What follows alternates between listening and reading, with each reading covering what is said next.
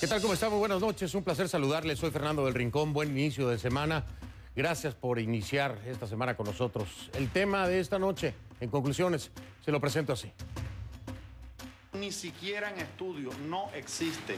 Debe estar la gente plenamente calmada, con claridad de la información que le estamos dando. Si tuviésemos algún caso, lo diríamos. Todos con un punto en común, un síndrome febril que muy rápidamente provoca toque al estado general, pequeñas hemorragias o petequias en la piel que progresan en 72 horas, hemorragias internas masivas.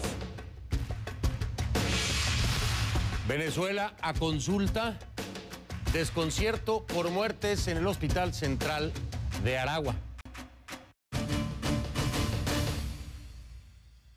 Sus comentarios, por favor, a través de las redes sociales, en Twitter, utilizando la etiqueta para el programa de esta noche o hashtag, es #conclupacientes. #conclupacientes. Por favor, con esta etiqueta, sus comentarios y dudas, esto es muy importante, comentarios y dudas sobre el tema, por favor, a mi cuenta en Twitter, @FDelRincónCNN, @FDelRincónCNN en Twitter. Por supuesto, hay encuesta en facebook.com/conclusionesCNN. La pregunta dice así: en el Hospital Central de Maracay, en Venezuela, se ha registrado el fallecimiento de al menos 9 pacientes con síntomas similares, hecho que ha generado desconcierto, especulaciones y rumores entre la población sobre la posible causa de los decesos. Para ti, opción 1, la reacción se debe a la falta de información. Opción 2, la reacción es exagerada y es causada por grupos con intereses personales. Opción 3, la reacción es justificada con base en los acontecimientos. La última opción, la reacción es exagerada y sin fundamento. Es facebook.com/conclusionesCNN. Ahí está la encuesta. Si me hace favor, pasa, escoge la opción que más le convenga. Y si de paso se suma donde dice like, donde está el dedo pulgar, la mano con el dedo pulgar hacia arriba, perdón. Si hace clic ahí, se suma. Si se suma, se lo voy a agradecer. Es bienvenido, es su comunidad.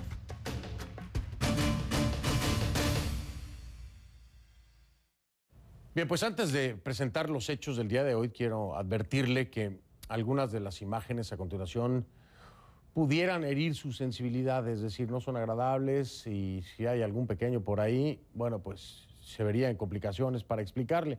Así que le doy un poco el tiempo para que usted tome las medidas necesarias. También aprovecho para agradecerle al Grupo Info Venezuela por su colaboración en esta investigación.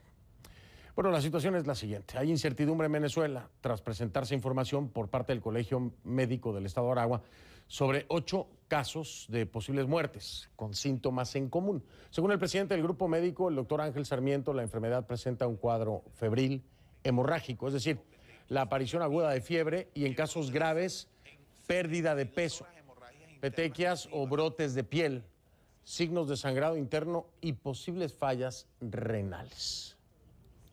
Señor Sarmiento, médico, presuntamente médico. Ante el anuncio, las autoridades venezolanas rechazaron categóricamente que los fallecimientos estén relacionados o de que exista dentro o en los alrededores del hospital una enfermedad, virus o bacteria como agente causante de la muerte. El gobernador del estado, Tarek El Aissami, ha hecho un llamado a la calma y ha dicho que todo se trata de una campaña para generar zozobra en la población y desprestigiar al gobierno. Escuche. Primero, queda desmontado y es falso que estos fallecimientos se hayan registrado en estas últimas 72 horas, toda vez que tenemos registro de fallecimiento de estas 8 muertes que él señala a partir del 30 de agosto pasado. Segundo, que es falso que las muertes sean por causas desconocidas, ¿no? Es falso que las muertes sean por causas desconocidas. Son pacientes que fueron referidos, es importante señalarlo, fueron referidos por distintos centros asistenciales o vivían en distintos sectores. Esto también es un elemento importante a investigar. El otro elemento importante es que no hay evidencia de una causa común de muerte. La producción de CNN en español se comunicó directamente con el presidente del Colegio Médico de Aragua y a través de él pudimos leer y revisar la autopsia de 2 pacientes. Ahí se detallan síntomas y causas de muerte, aunque tenemos el documento original en mano y hemos verificado su autenticidad. Solo estamos revelando algunos detalles. ¿Por qué? Bueno, porque no queremos exponer la privacidad de ningún paciente. Así que vamos con los síntomas que figuran en estos documentos. Fiebre, petequias o brotes de piel en miembros superiores, palidez cutánea mucosa, que esto es una anormalidad del color de la piel, riñones pálidos, inflamación de la pleura, inflamación del hígado, inflamación de los intestinos, también infección respiratoria aguda, hemorragias internas, entre otras cosas. Además, se cita la causa de muerte a un derramamiento grave de sangre y también problemas respiratorios. Dadas las dudas presentadas en Venezuela, también nos comunicamos con los familiares de 5 víctimas. Todos nos reportaron la misma información. Esto que está viendo son imágenes de pacientes recientes que obtuvimos y verificamos su autenticidad. Sus familiares dicen que eran personas saludables, que todas reportaron fiebre y malestar, que ya ingresados en el hospital todos desarrollaron marcas de color violeta en el cuerpo, como lo ve en la pantalla, y hemorragia interna, que todos presentaron brote de llagas en el cuerpo y salpullido, o como se le conoce también, rash cutáneo. También nos confirmaron que estas víctimas no tenían parentesco o relación alguna. Incluso la información médica revela que las víctimas en Aragua provienen de estos 4 municipios que están ahí en pantalla. Esta información fue confirmada por el gobernador El Aizami. A los casos de Aragua se suma un posible caso en Caracas hoy en la clínica Racetti. Murió un hombre de 60 años con síntomas similares. Sin embargo, el presidente de la clínica y el equipo de enfermeros que lo atendió piensa que no se trata de algo viral. Escuche. Están haciendo el cerco epidemiológico. No hay motivo de alarma en la población. Han habido otras muertes a nivel nacional que tampoco sabemos a ciencia cierta. ¿Hay que guardar vinculación a esas muertes? No lo sé, mira, hacer esa apreciación desde el punto de vista médico es muy osada. Y es que hay que tener presente que aunque haya reportes similares y síntomas similares, no podemos hablar de una epidemia y sería equivocado hablar de una epidemia. Es más, los mismos médicos piensan que puede tratarse de dengue o de una versión más fuerte del virus chikungunya. El problema aquí sería la forma en que se está manejando la situación. Hoy aquí en Conclusiones nos vamos a enfocar en la búsqueda de una explicación para saber qué puede ser esto. Así que queremos llevar a Venezuela a consulta y de cierta manera también responder sus inquietudes. Los estoy leyendo en redes sociales.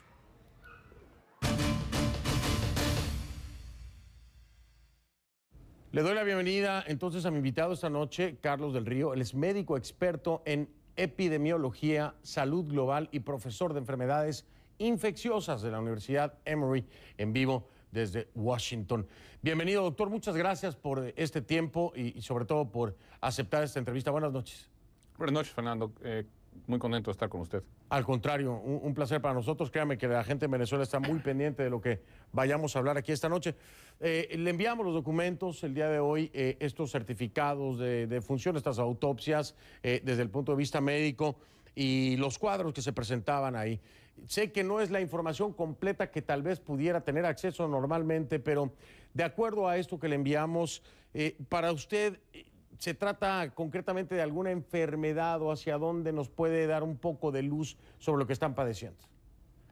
Bueno, mire, es muy prematuro, como usted dice, para llegar a conclusiones. Claramente, y lo decía uno de los documentos que usted presentó en la televisión, se trata de un síndrome viral o un síndrome febril hemorrágico. Y esos síndromes febriles hemorrágicos pueden ser debidos a bacterias, por ejemplo, una bacteria que se conoce como meningococo. La meningococcemia puede producir un síndrome febril hemorrágico muy similar. Puede ser bacterias, pueden ser viruses, como por ejemplo, lo mencionó ya usted, el virus del dengue.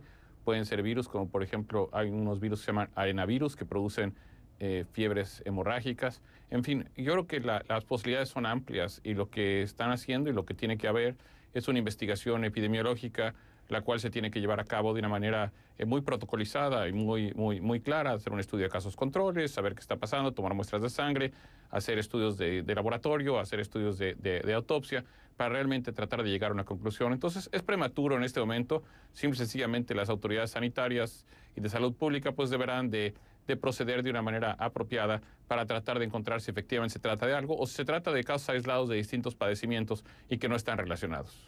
Doctor Carlos, esto que acaba de decir es sumamente importante, de distintos padecimientos que no están relacionados.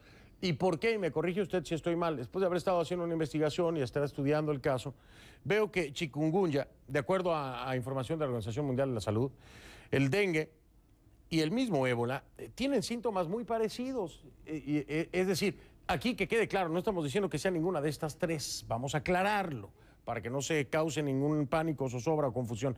Pero cuando dice diferentes, pudieran ser diferentes enfermedades, diferente origen, pero con síntomas muy similares. ¿Esto es cierto? ¿Estoy en lo correcto? Absolutamente cierto. Distintas enfermedades producen muchas veces la misma padecimiento, las mismas manifestaciones clínicas, la fiebre, las hemorragias que se están describiendo.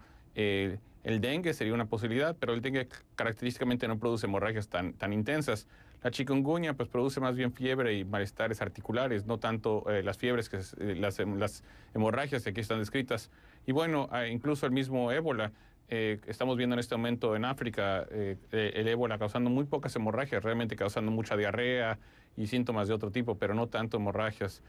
Además, pues epidemiológicamente el ébola no se ha descrito en las Américas, pero hay otros virus hemorrágicos, digamos así, parecidos a ébola, primos del ébola, que son los arenavirus, que sí están descritos en las Américas y que pueden producir síndromes muy similares. De eso se transmiten principalmente por animales tipo, por ejemplo, ratas y ratones que están infectados y entonces pasa a los humanos, pero es distinto que el ébola, es otra enfermedad. Ahí vamos, y me parece, si usted me lo permite, eliminando el ébola, ¿no? Y le digo por qué, porque se ha creado una zozobra terrible en Venezuela. A través de conclusiones queremos llevarle un poco de paz y de conocimiento a la gente para que pueda bajar un poco el tono de esta psicosis, digo yo, que se ha generado por estos casos. Ahora, doctor, como lo dice usted, el tema de las hemorragias que vienen descritas en cada uno de los documentos que yo le envié como una característica particular, pudieran ser sí provocados por chikungunya o por el dengue, pero la pregunta concreta es la siguiente. ¿Esto puede ser tratado o no? Porque de acuerdo a la Organización Mundial de la Salud, en el tema viral no hay vacuna para estos padecimientos que pudieran detenerlo, pero si se tratara de una bacteria, pudiera ser que sí. Son las dos opciones, bacteria o virus, que ya nos lo mencionaba usted. Déjeme marcar la pausa, doctor, y si le parece, cuando regresemos, nos dice cómo debería de procederse en el caso de un virus o cómo se podría proceder y cómo podría hacerse del lado de bacterias. Si nos hace favor, doctor Carlos, marco la pausa, regreso para que nos dé esta explicación. Integro parte de los comentarios y dudas de todos ustedes a través de redes sociales, @FDelRincónCNN, @FDelRincónCNN. En Twitter, le recuerdo que hay encuestas en facebook.com/conclusionesCNN, facebook.com/conclusionesCNN. Y en Twitter, @FDelRincónCNN, ahí estoy recibiendo sus comentarios con la etiqueta es conclupacientes. Conclupacientes. Ya regreso. Haciendo todos los análisis pertinentes, están haciendo el cerco epidemiológico, no hay motivo de alarma en la población. Regresamos, Venezuela, a consulta, el hashtag conclupacientes, ya ven.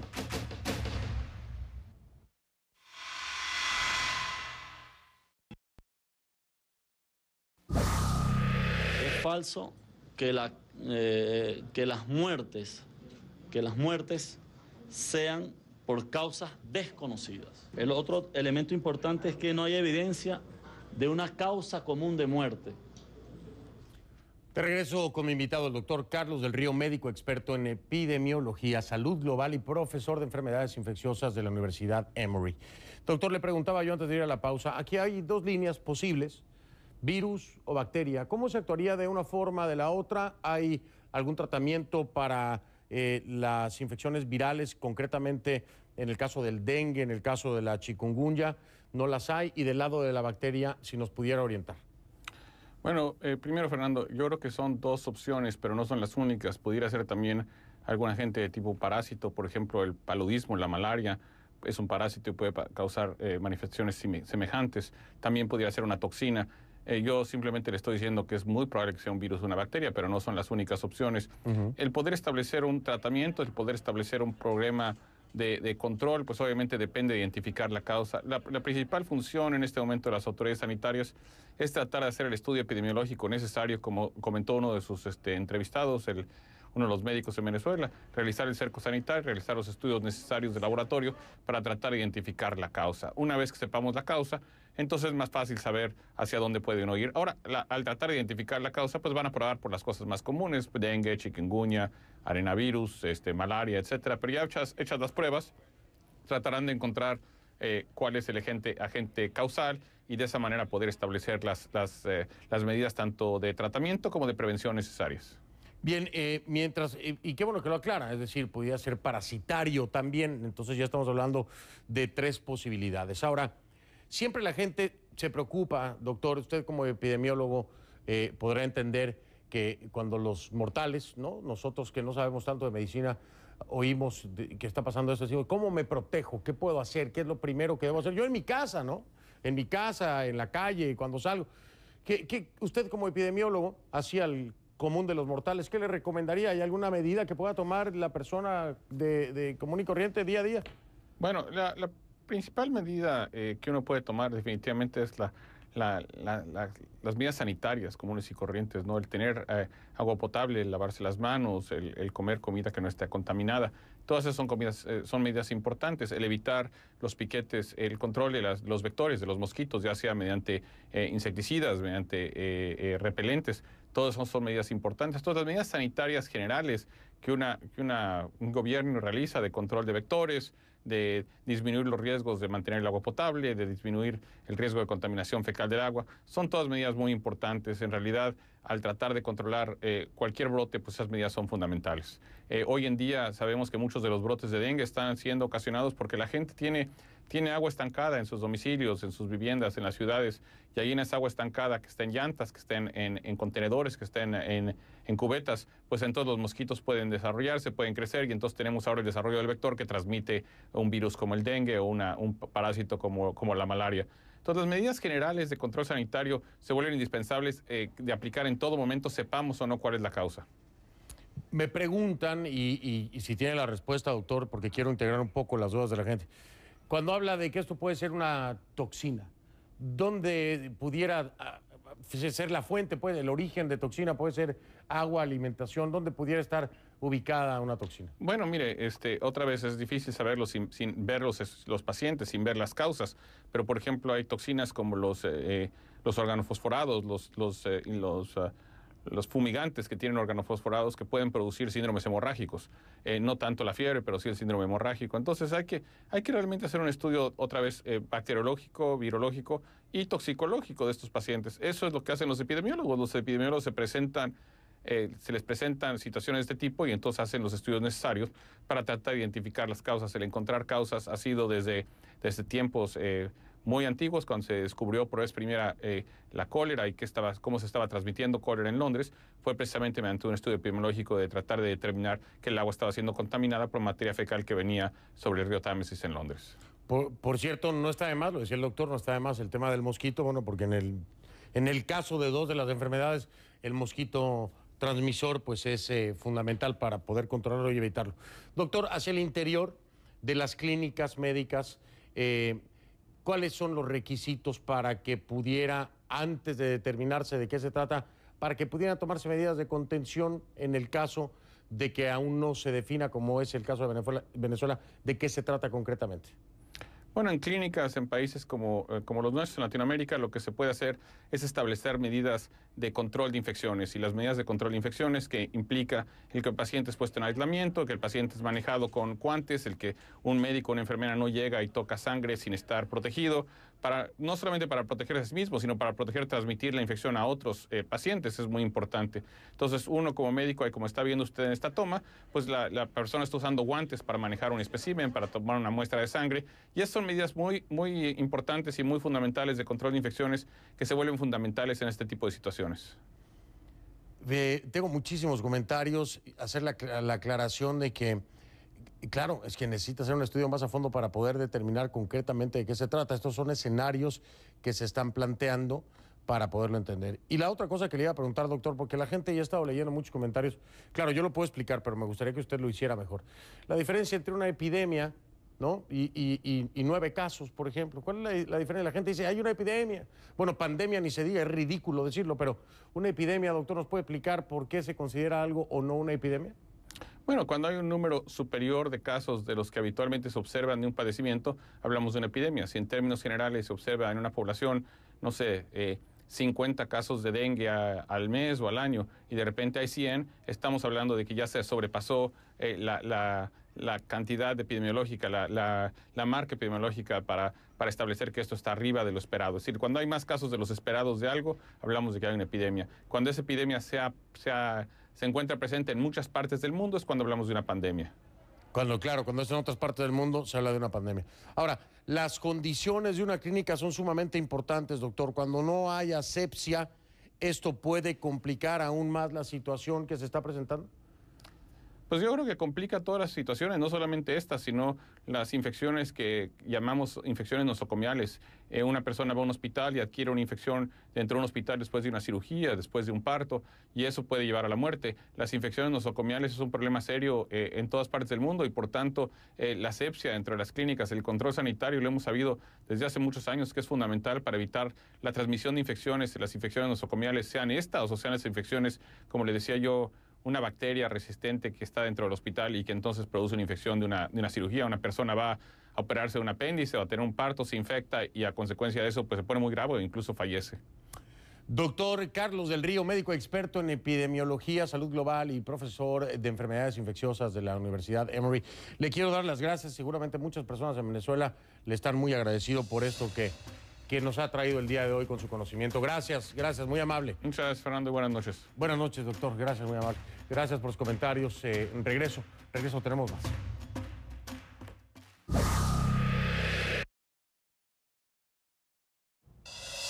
@F del Rincón CNN, @F del Rincón CNN. S. Nailé dice, lo peor es no reconocer la situación porque evita que se tomen medidas. Claro, efectivamente. @F del Rincón CNN en Twitter, ya regreso.